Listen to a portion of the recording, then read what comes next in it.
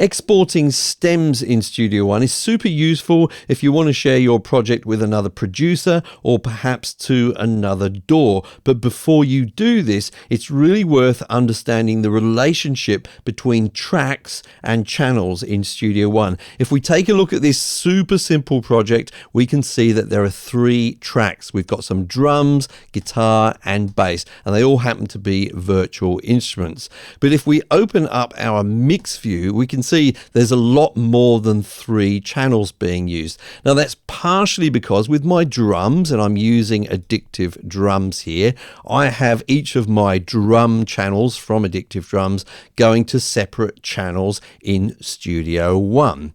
The other thing to note here is that with my guitar channel here, I have a send going through to this effects channel here, and that is for the reverb on the guitar. So that's created an additional channel.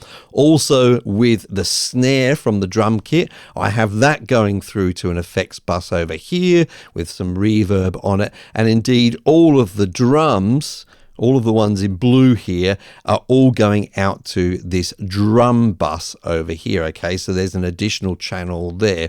Now another thing I want to point out, and it's not creating an additional channel, is the fact that I've got a send going from my kick drum here, yeah, and that's actually going to a compressor which is on my bass guitar. That's triggering the compressor so that as the kick plays, the level of the bass goes down momentarily. This is called ducking. Okay, that's going to become important later on. So this is why I have so many more channels in my mixer than I do tracks in my main project. And as I say, this is important when it comes to exporting stems. Hi folks, I'm Mike, and I hope you're well. Before we dive into this, I'd like to thank our sponsor DistroKid. If you follow the link in the description down below, you'll get 7% off an already amazing price to distribute your music to the world. Now, as you may already have guessed, there are 2 types of stem export from Studio One: channel stem export and track stem export. I want to start off by taking a look at exporting channel stems. So here in Studio One, I'm going to go up to the song menu at the top here and go down to export stems. That opens up this dialog box, and you can see on the left hand side here for sources we have a choice between channels and tracks, and as I say, we're going to focus on channels at the moment. So each of the possible selections here represents a channel in our mix view, including the 3 buses that we have and the master or main bus as well. So we can either go ahead and select all of them like so, or we can select individual channels if we wish. I'm going to select all of them. Now I'm not going to explain all of the parameters on the right hand side over here. I feel like they're mostly self-explanatory, so I'm just going to go ahead on this occasion and click on OK. And what it's going to do now is export individual WAV files for each of the channels in our project. You can see them all here. Now I can go ahead if I like and select all of these, drag them into another DAW, or drag them into a different session in Studio One as well if I like.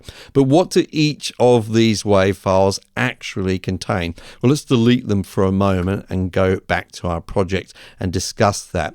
I've heard it said that the best way to think of this is to solo each channel. So if, for example, you were to go ahead and solo the bass guitar here and have a listen to it,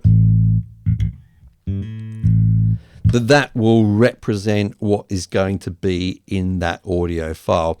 And that is true almost. There's something I think you need to be aware of with this, and it's to do with the soloing behaviors in Studio One. So if, for example, I go ahead and solo this guitar in green, I'll click on the solo button, yeah, and we'll have a listen to that guitar. And you can hear that guitar with lots of reverb on it. Now the reverb is actually on this channel over here, this effects bus, yeah? And you can see that when I solo the guitar, the solo button is also switching on the effects bus. And this is where you need to be careful when you're just soloing something and then listening to it. Sometimes that effects bus will be way up over to the right hand side, perhaps out of view, and you may not realize that that's what's happening. Now, What's actually going to happen when you export this guitar now is it's going to be the dry sound of the guitar without the reverb. Don't believe me? Let's go ahead and do it. So I've got my guitar soloed. It sounds like this. Guitar with reverb. I go up to song at the top, go to export stems. I'm just going to make sure only the guitar is selected here. I'll click on OK and you can see it's being exported there. Now I'm just going to hop over to another project in Studio One, just a blank project here. I'm going to go ahead and grab that guitar file which I just exported. I'll just drag it into this new project. Let's have a listen to it. No reverb. Okay, so that is because there was no actual reverb on the actual track. Again, if we swap over to our main project, there isn't actually reverb as an insert, it's just as a send. Now if we did put reverb as an insert on this guitar, then we would have that included in that file. So why was this happening for me? Well, it's because of the mode I have solo set to for my reverb. You can see that it's actually got this sort of green color to it, and that's because it's in a safe solo mode. If I want to switch that off, I can hold shift and it switches that off. Now when I solo my guitar, only the guitar is soloed, and when I listen to it,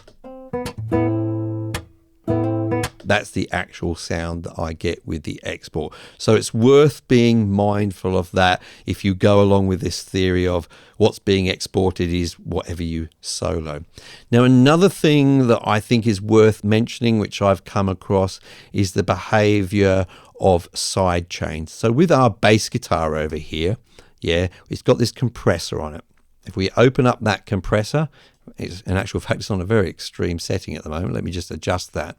We can see that it's got this side chain, yeah? And if we open that, we can see that we're getting a signal from the kick drum, okay? So what's happening is the kick is compressing, the signal from the kick is acting as a trigger to compress the bass guitar. And if we play it, let's have a listen and look, you'll see a faint yellow line happening here every time it's compressed.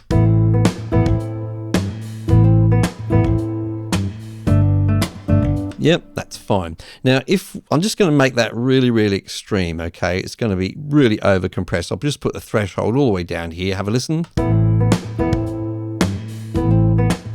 It's made that bass guitar sound really, really weird. But if I pin this and then I just go ahead and I solo that bass guitar, yeah, I've done that now. Have a listen.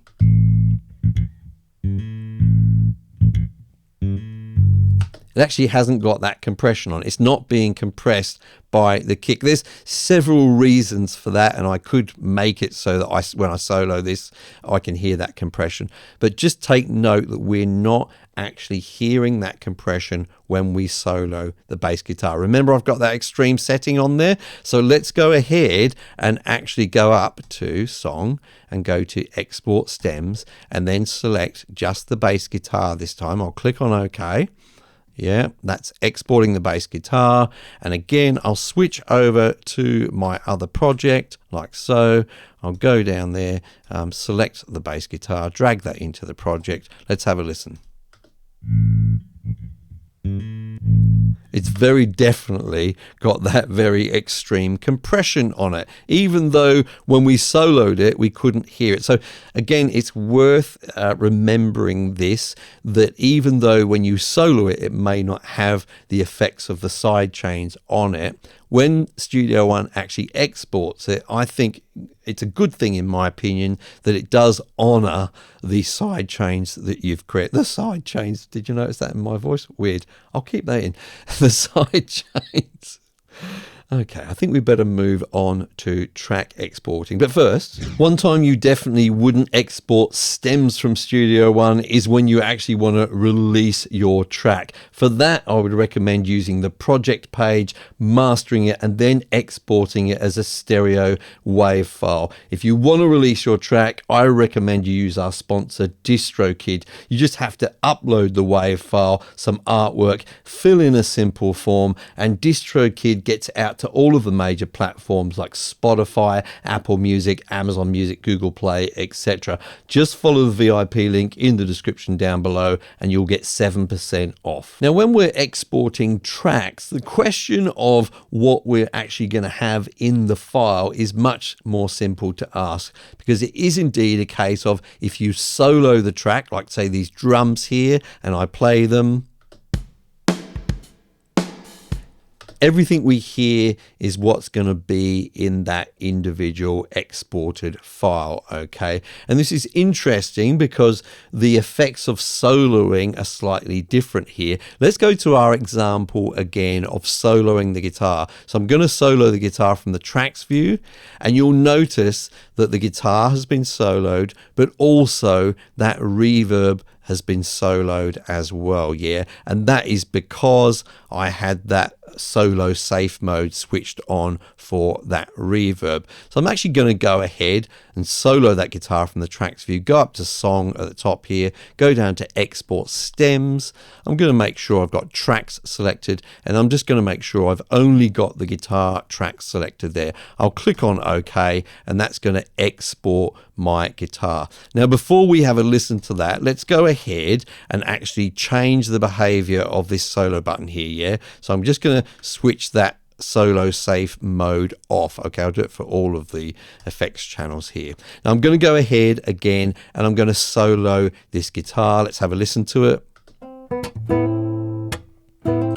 And we can hear there's no reverb because I had safe solo mode switched off, so it's not switching on when I solo the guitar. I'll go up to song at the top, go to export stems, and again I'll just export that guitar. Wait for that to finish, and then I'm going to go ahead and go to my other empty project like so, go down, select those WAV files, and I'll just drag those into the project here. Okay, they're actually out of order, so I'll just change the order. So the first one that we exported, remember that was where we had the solo safe mode on. Let's have a listen to that. We can hear the guitar with that lovely reverb on there. If we solo the second one where we had the safe solo mode switched off, then the reverb is not included in the actual export. If that all seems a little bit complicated, then the easiest way to remember this when you're exporting tracks is, as I say, what you hear is what you get. Now, if you find yourself stuck in Studio One, a really great place to get unstuck is in my Studio One Revealed Facebook group. If you join over there, you'll find there's a whole bunch of really friendly people helping each other out with Studio One. I'd love to see you over there. Now, if you'd like to know more about exporting stereo wave files from the project page in preparation for releasing your music, I've made a whole playlist about that. You can watch that right here.